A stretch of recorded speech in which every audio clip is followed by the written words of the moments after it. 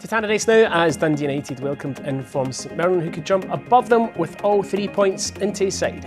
Good afternoon and welcome along to the Calforth Construction Arena at Tannadice Park. United come into this afternoon with a little bit of confidence flowing through them. They start the afternoon 2 points ahead of their opponents this afternoon, having played one game fewer. So a chance to open up a bit of a gap this afternoon should they take the win. Well, the Tangerines have had the better of the Buddies in the two meetings so far this season. A 1-0 win at Tannadice in the League Cup, and then 1-0 again for United in the Premiership.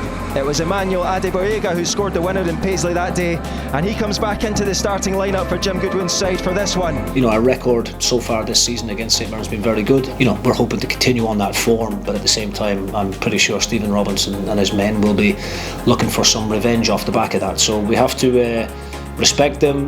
We expect a really difficult game, and we'll be going into it with a positive mindset and setting up to try and win the game. As referee Matthew McDermott puts whistle to mouth and gets us underway at Tannadice. We just had to grind out the result today. We had to find a way to win the game. I think we've played St Mirren 3 times now this season so far, and you know, every game has pretty much panned out similar to today. You know, they're a very difficult team to play against. They're very well organised, a really hard-working, aggressive team. You know, you don't see many teams playing, you know, great, attractive football against them because of the way that they set up, and they're very, very good at it. We couldn't put 4 or 5 passes together. I felt it was too slow at times. You know, we weren't able to get the balls into, you know, Babunski in the pocket.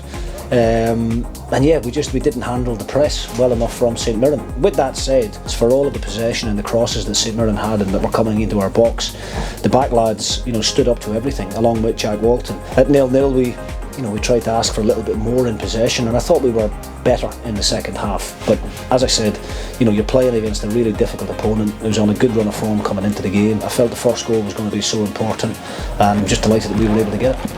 In comes the long throw again from Ferry, and they're going to look at a possible Dundee United penalty here, and it's a spot kick, home side of the chance of going ahead. It will be Holt himself who steps up from 12 yards. Holt scores!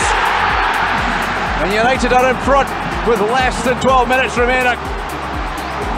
His third goal of the season. They've all been penalties, and United fans are absolutely delighted.